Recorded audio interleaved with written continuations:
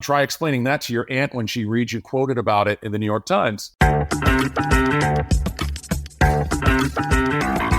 I'm Eric Wilson, managing partner of Startup Caucus, the home of campaign tech innovation on the right. Welcome to the Business of Politics show. On this podcast, you're joining in on a conversation with entrepreneurs, operatives, and experts who make professional politics happen.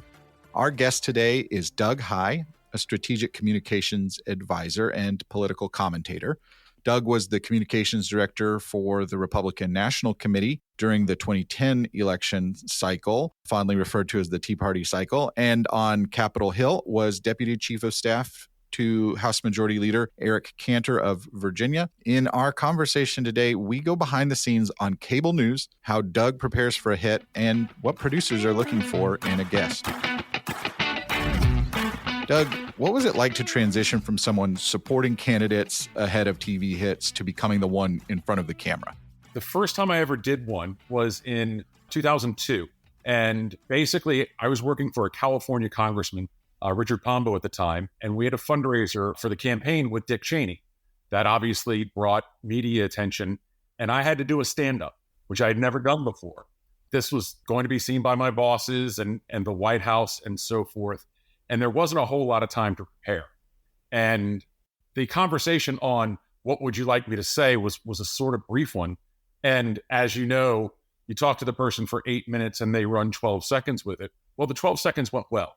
And then I never did any in 2006. I was working on Michael Steele's Senate campaign. I don't think I went on camera once on any local interview. And the one that I mentioned in California was a local California Bay Area television station. But after the campaign, I had coffee with Carl Cameron, who was the lead reporter at Fox News at the time. And after coffee, he walked me into the newsroom, and there sat Hadley Gamble and Jenna Gibson. And he said, "This is Doug. Doug, give them your information. Put Doug on," which I did not know he was going to do. And a few days later, they called me to do a segment I was on against then former Senator Dennis DeConcini, and one of those, how is this going to happen sort of moments, because he was a senator and I clearly was not. And I sort of went through, okay, what do I want to say, based on what the topics are? And then how do I want to say it? So what's the point I want to get across, and how can I use language to get that across? And it went well. And they invited me back a week or two later. And this was when John Edwards was announcing his presidential race. And I was home in North Carolina at the time. Perfect timing. And it really became perfect timing because the night before the 10 a.m. Fox hit, I was on against Stephanie Cutter. I was watching the Andy Griffith Show, which is sort of a religious rite of passage if you live in my part of North Carolina where I'm from. 5:30 every day it was on for 30 years. And they tease the news. And it says John Edwards is announcing his own presidential campaign, but can he win his own state? And I wrote that line down, and that one sentence was all I needed to prepare. Right. And doing it I had to go to a hospital in Winston-Salem at basically Wake Forest University Baptist Hospital, because we didn't have Zoom and you needed, HD cameras and so forth. But that one sentence meant that I could frame kind of the conversation in a way that no one else could, just by the dumb luck of me being home on that specific day. Clear case of it's better to be lucky than good, because anybody who hears that right, yep, it pays off. But a lot of it is the same. With the relief of pressure, what I say is not going to cost me an election. I've never run for office. I'm never going to. And I'm not angling for a job in this administration or that administration. So I have the absolute benefit of, certainly now, especially, being just completely honest without really an agenda. Sure, I have my ideologies and biases like anybody else, but no agenda, which allows me to be a truth teller. That makes writing my own talking points, so to speak, when I do that, always pretty easy. So give us the nuts and bolts behind the scenes of how a TV hit comes together. The booker for the show reaches out to you, and then what happens next? It's two ways. One, a booker from a TV show will reach out, or depending on what the news is, I may reach out. If it's something specific where I have experience, I'll reach out. So the convention next week, I've done a whole lot on conventions and platforms and things like that. So I've reached out to a few bookers and producers and just said, hey, as you're looking at stuff, if I can help, let me know. But when a booker reaches out, it'll be one of two things. Something very specific, obviously with the news right now about President Biden. That's a whole lot of what I get asked about on all three of the main cable networks. But then there's also the generic, hey, can you do next Wednesday? And that's what we call a soft book. News certainly can change and often does between now and then. But they want, as somebody who's running a show, they want to show their boss that they're doing their job. And we're well prepared for all of next week, even though all of it may change or just some of it may change. Good example. I was on with Andrea Mitchell on MSNBC today at noon to talk about the Biden news. And when I left, her producer emailed me and said, how does next week look for you? And we don't really know what next week's going to look like. What is Joe Biden going to do? Has Donald Trump announced a vice presidential nominee and so forth? So that's more of a soft book. And, if I do, maybe I do next Monday, maybe I don't. And so with that soft book, there's a chance that you could get bumped. And I think that's something that surprises a lot of people, of even people who work in cable news, like the reporters, that they're going to get bumped from time to time, depending on breaking news. Yeah, I think you have to have a pretty common sense attitude about it. It's news. And, if something happens where, so the standard line I use is, and I'll say this to networks, I'm not your North Korea rocket guy, right? If Kim Jong-un decides to send up a rocket to test, not only they're not calling me, but it has happened. And I'll sort of remind them, you don't want me on this topic. If there's an issue with Boeing and the FAA, I'm not who you want on air. Neither are any of my other political colleagues, by the way. Now, some people will say yes to everything, and I certainly get that. But I find it beneficial that I know what I'm talking about, hopefully at least, and that I'm not wasting the network's time, so that when I go to them and say, I have real experience on this, then they know that I'm serious. The flip side of that is, and I've certainly seen it, is people who are either getting bumped or getting held, meaning, let's say it's the 6 p.m. hour and somebody's being held from 6 to 6:15 to 6:30. Most people will shrug their shoulders and chalk it up to news being news. I have seen some of the meltdowns, and they're not pretty. They're not pretty at all. Okay, you've been booked. You're pretty confident you're not going to get bumped. It's something within your area of expertise. What's your process for preparing for a hit once you've learned what the topic is going to be? Say it's a Senate race here, or, some drama going on Capitol Hill. It depends on what the topic is, obviously, and how long it's been a topic, meaning how steeped am I in this, or are we all in this, right? So again, to use the Biden example, we've been having the same conversation either for a week and a half or for 3 months, depending on your perspective, or more, right? So on something like that, I don't need to prep very much, but I do think about, as I said earlier, what do I want to say? Pretty much know that. Then, okay, how do I want to say that?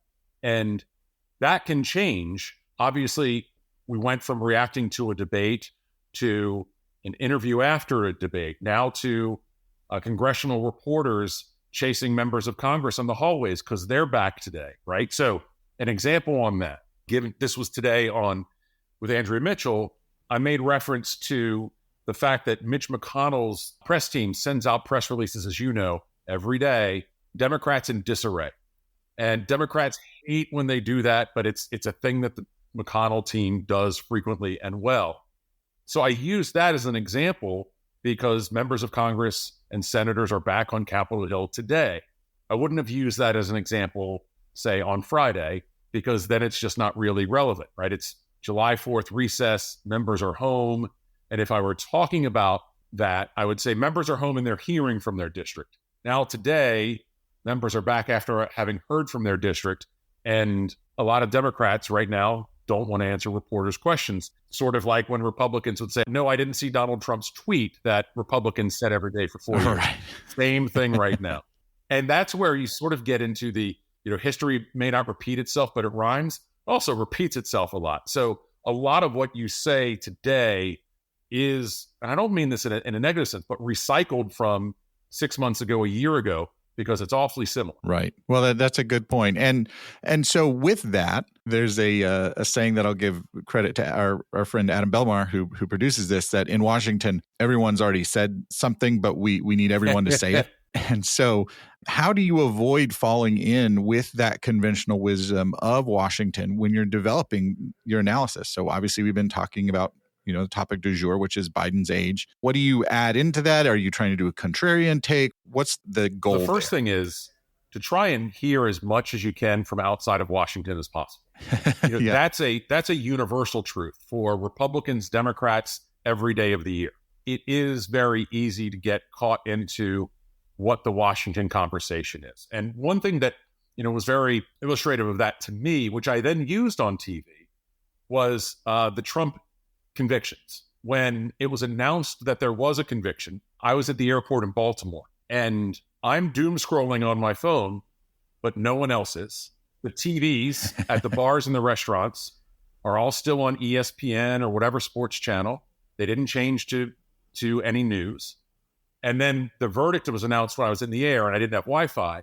So when I landed, I find out the verdict and I walk through the Asheville, North Carolina airport, and every TV's on the sports channel. I didn't hear anybody use the word conviction or Trump. And so that informs me of what DC constantly talks about is not what everybody else talks about, or with the frequency.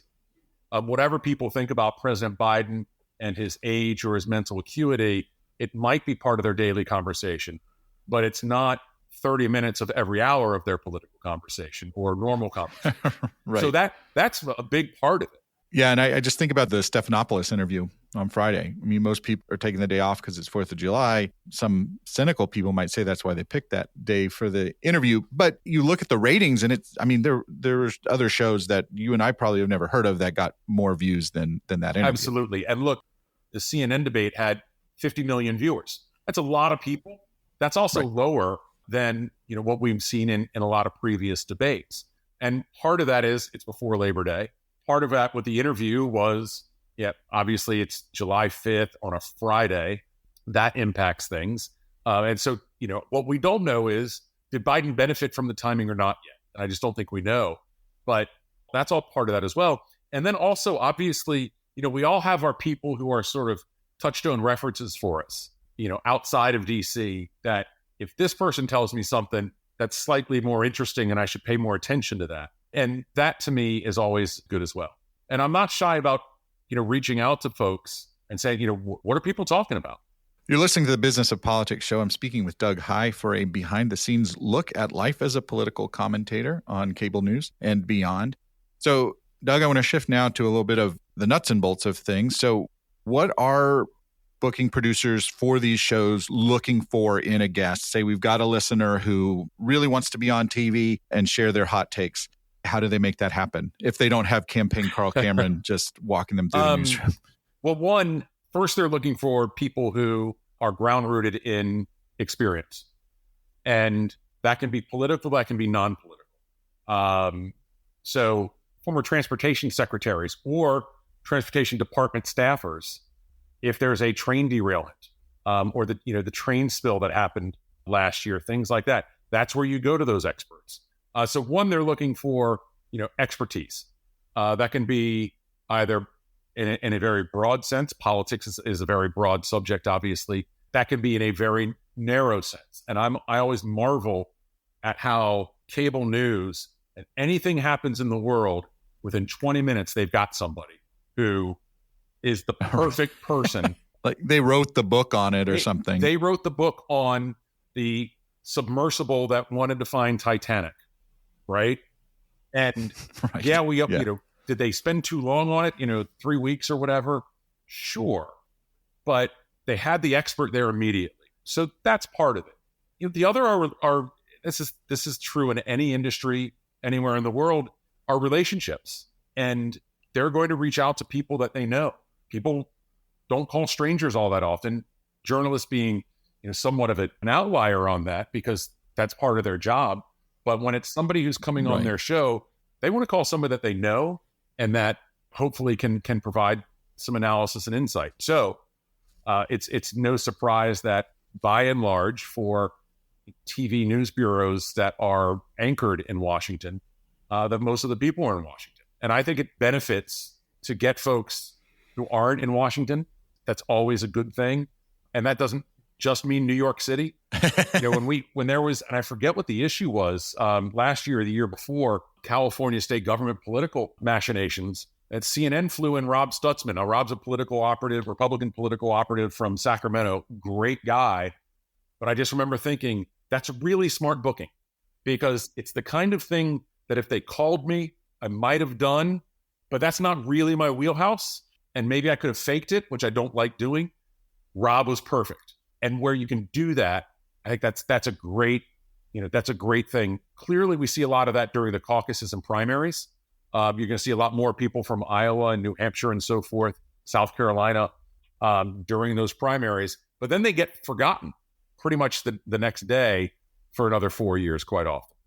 So, and I was going to ask you about that. Well, how has that post-pandemic remote interview capability changed this business? Because you mentioned your hit back in North Carolina, you had to go to the hospital. Now, obviously, today, we could do a hit from basically anywhere with the tech we have. And sort of, I think people are more comfortable with seeing that. Is that bringing in more voices, or is it just making it easier for people to do their TV hits from their I summer think it's home? A bit of both. When COVID hit, I was on contract with CNN. And, when you're on everybody's contract is different, but do you have to accept every interview request you get? No. I have a 10 a.m. call every Tuesday that I cannot miss, unless it gets canceled, of course. And so, I say no, I can't do Tuesday at 10. I can do Wednesday at 10 maybe, Right. or Thursday at 4 or whatever. And they're all different shows. And by the way, the shows sometimes are competing against each other as well. It's not just Fox versus CNN versus MS. And we could have a whole discussion on the financial networks and how they compete against each other.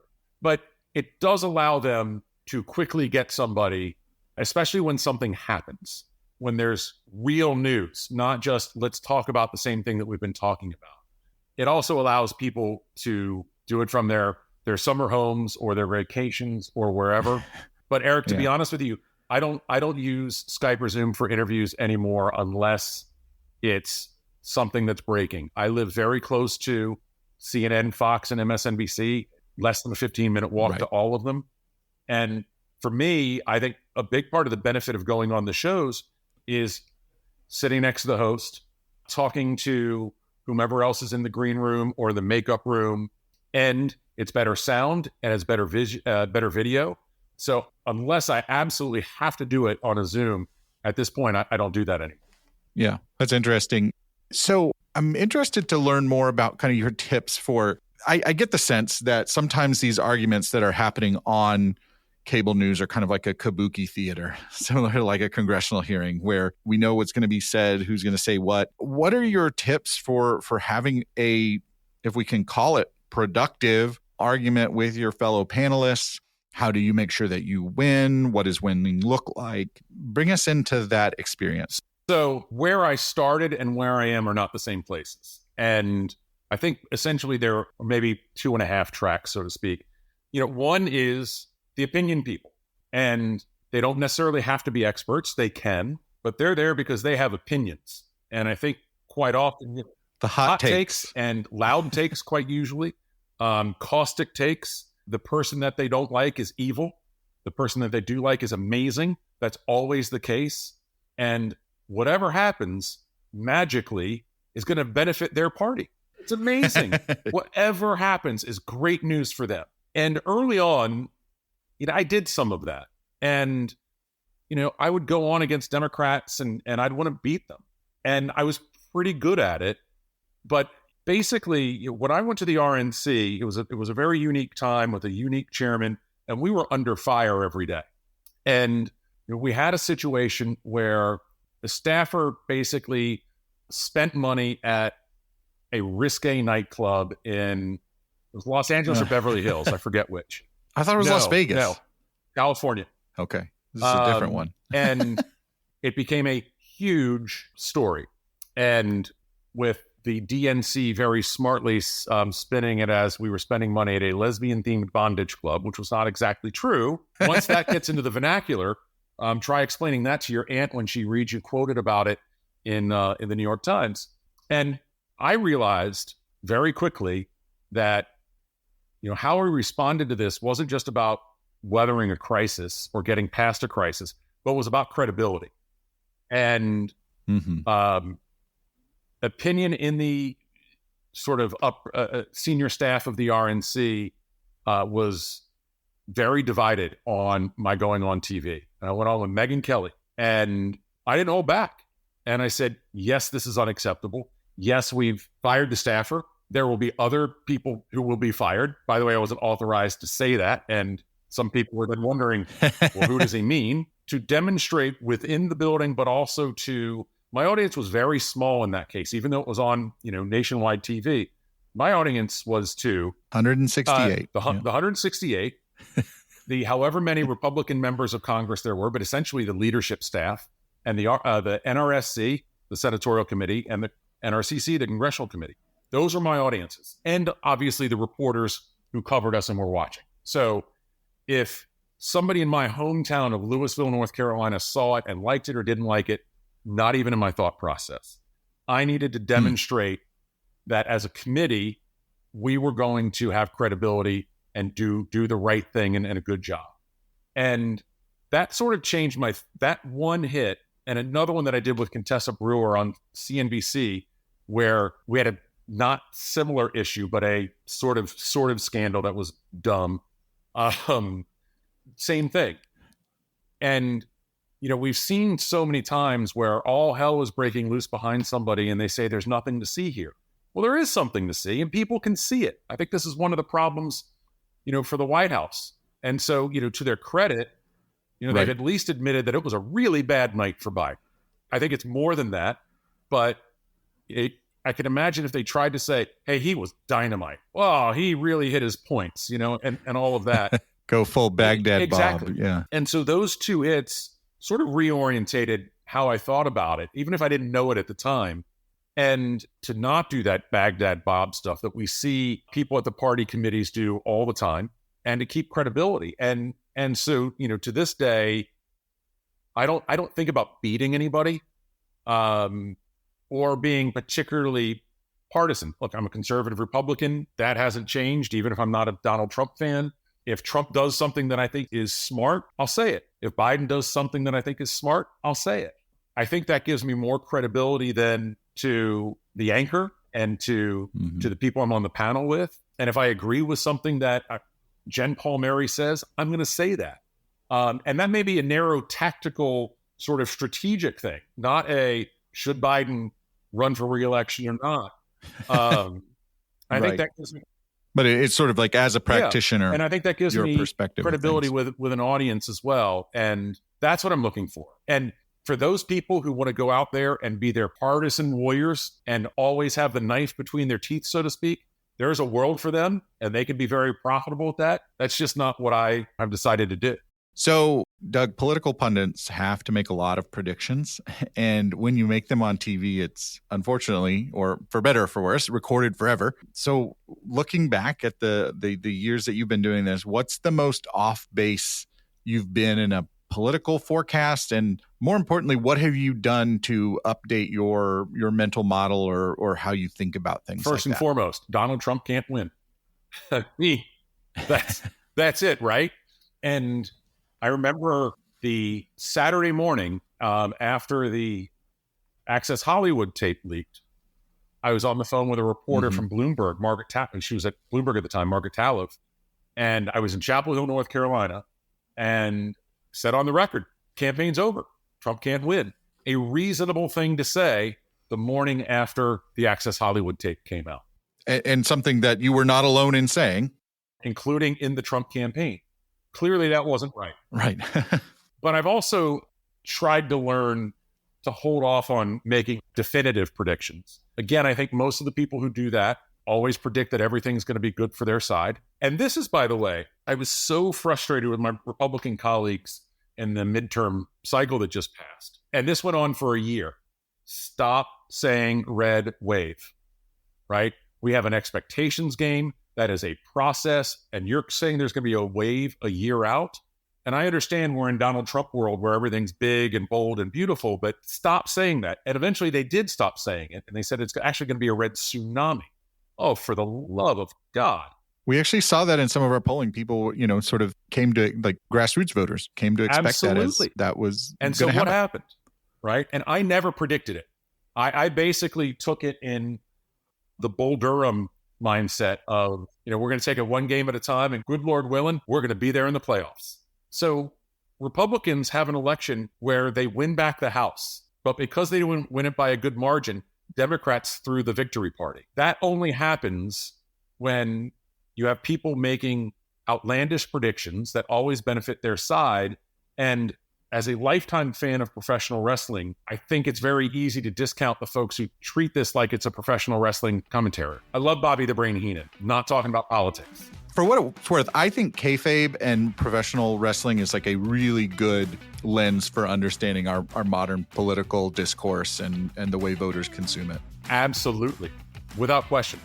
Well, conversation for another day. My thanks to Doug Heye for a great conversation. Make sure you're following him over on X for all of his hot takes, which are almost always correct. And look out for him on TV and radio. If this episode made you a little bit smarter or gave you something to think about, all we ask is that you share it with a friend or colleague. It makes you look good in the process. More people hear about the show. Win-win all around. Remember to subscribe to the Business of Politics show wherever you listen to podcasts so you never miss an episode. You can also sign up for email updates on our website at businessofpoliticspodcast.com. With that, I'll say thanks for listening. We'll see you next time.